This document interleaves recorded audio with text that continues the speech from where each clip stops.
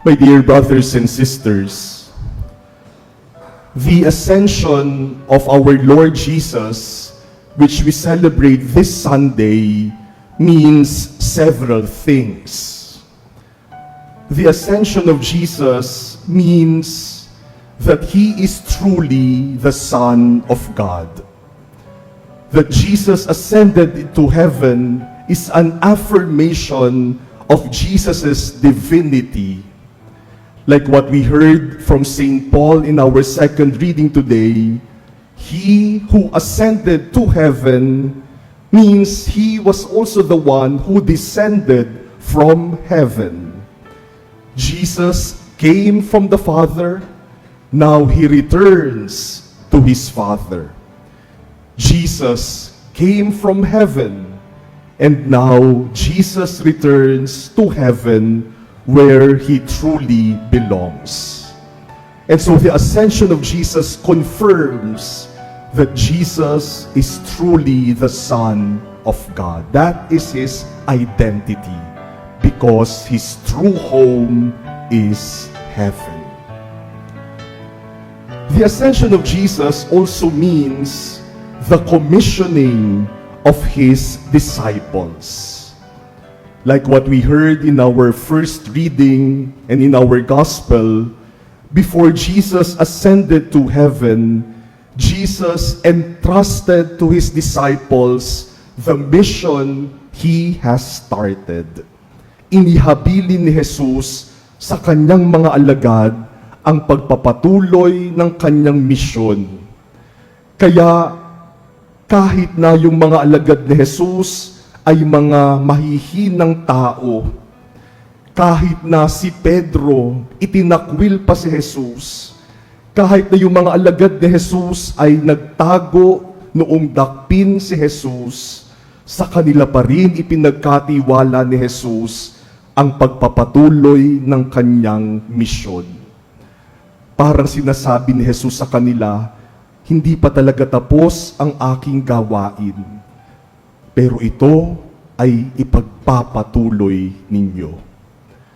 The disciples were sent by Jesus to continue His mission of proclaiming the good news, of baptizing all nations, of making all peoples feel the mercy and the love of God.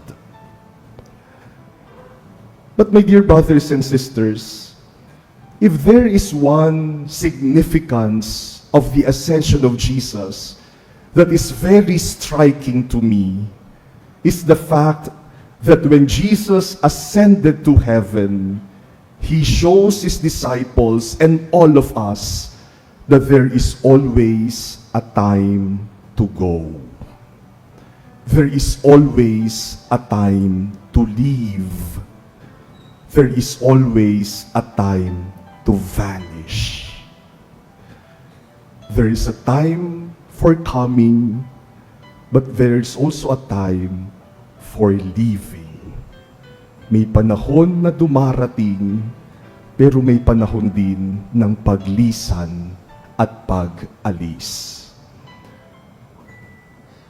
I'm sure the disciples wanted Jesus to stay longer with them. Siguro sinabi ng mga alagad ni Jesus, Lord, pwede bang mag-extend ka pa kahit ilang buwan pa? Dito ka muna, huwag ka munang bumalik sa langit.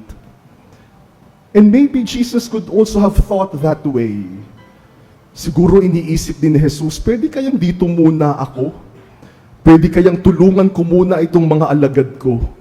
Pwede kayang mag-extend muna ako ng stay dito sa mundo? But when Jesus knew it was time for Him to go, He left. He vanished. He ascended to heaven. My dear brothers and sisters, this is a very important lesson that the ascension of Jesus teaches us. When it is time to go, let us not be afraid to go. When it is time to leave, then let us joyfully and willingly leave. You know, there are many reasons why we find it hard to go. One possible reason is because we lack trust. We do not trust other people enough. Kulang sa pagtitiwala. Kaya hindi tayo makaalis, kaya hindi tayo makabitaw dahil kulang sa pagtitiwala. Marami po sa inyo dito ay mga magulang. May mga magulang na kahit na matanda na ang kanilang mga anak, yung anak nila may apo na, pero gwardyado pa nila. They do not live the lives of their children. Hindi naman sa papabayaan, hindi naman sa walang pakialam, pero darating ang panahon bilang mga magulang, nahahayaan natin yung ating mga anak na tumayo sa sarili nilang mga paa. O minsan may mga anak din, may apo na, pero ayaw pang bumitaw sa palda ng kanilang nanay. There is a time to live and a time to go. Minsan po may nagsabi sa akin isang magulang, sabi niya, hindi ako natatakot na pabayaan yung anak ko. May edad na naman. Kasi ako naman ang nagpalaki dyan. Kilala ko yan. Alam niyang kaya niyang tumayo sa sarili niyang paa at alam kong hindi siya magloloko sa buhay. Kailangan ng tiwala para matuto tayong magparaya. Today is Mother's Day, and we greet all mothers here on your special day. Alam po namin bilang mga nanay, isa sa mga pagpapahayag ng inyong pagmamahal ay yung inyong pagtingin, pagbabantay at pagkalinga sa aming inyong mga anak. Pero ang pagmamahal ay hindi lamang ipinapakita sa gwardyadong pagbabantay. Hindi lamang na ipapakita na yung bawat kilos ng anak nakabantay. Minsan yung pagmamahal ipinapakita rin sa pagtitiwala at sa pagpaparaya. When we learn to trust others, we learn to live. We learn to go. Yung ang mga alagad ni Jesus, hindi katiwa-tiwala, pero pinagkatiwalaan ni Jesus. Kaya siya umakyat sa langit. Maybe another reason why we find it hard to go and leave is because of pride.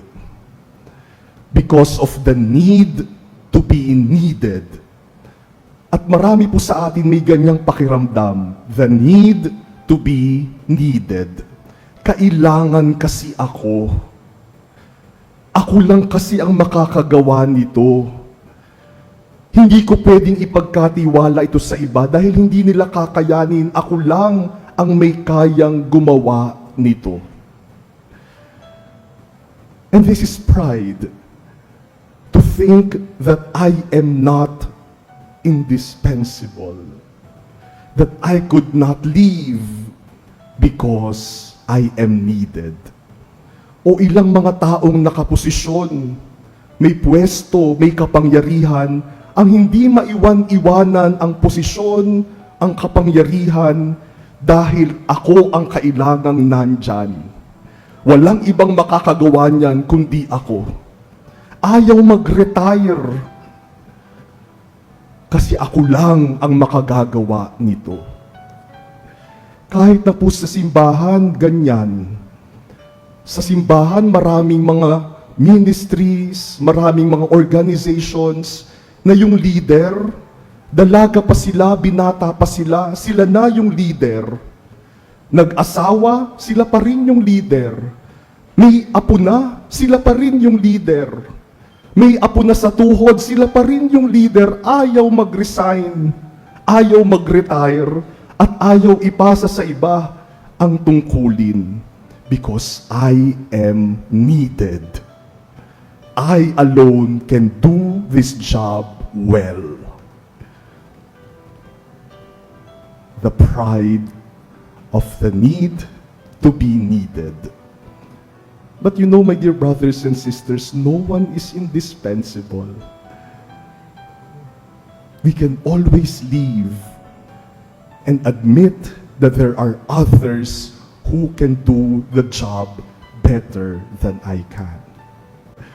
Minsan nakala natin tayo yung kailangan kaya hindi tayo makaalis.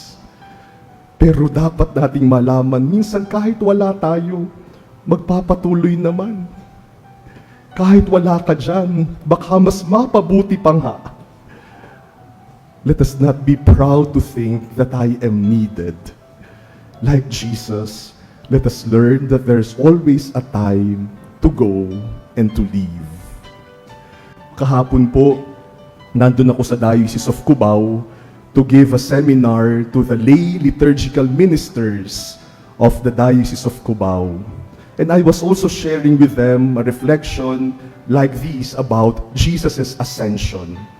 Sabi ko, bilang mga lingkod ng simbahan, may mga pagkakataon talaga na kailangan nating aminin na hindi na natin kayang gawin yung ating mga tungkulin. Minsan po kasi may mga lectors, yung mga nagbabasa ng salita ng Diyos, na kahit na malabo na yung mata, ayaw pang mag-retire. Baka tinatawag na sa ibang ministry. When it is time to go, let us willingly and joyfully go. And you know that is also our life as priests. Our life as priests is a constant experience of coming and going, of meeting people and saying goodbye. That is why when Cardinal Advincula told me that from the Manila Cathedral I have to go to Makati, I went. And one day, when Cardinal Advincula also tells me that he's going to bring me somewhere else, I must go, because that is the life of the disciple of the Lord. Like Jesus, we must learn to go when God wants us to go, to leave when God wants us to leave, to vanish when God wants us to vanish. My dear brothers and sisters, as we celebrate today the ascension of our Lord Jesus, let us learn from Him. When it is time to go, let us willingly and joyfully go. Because in the end, the work is not ours, but the Lord's. The mission is not ours, but the Lord's.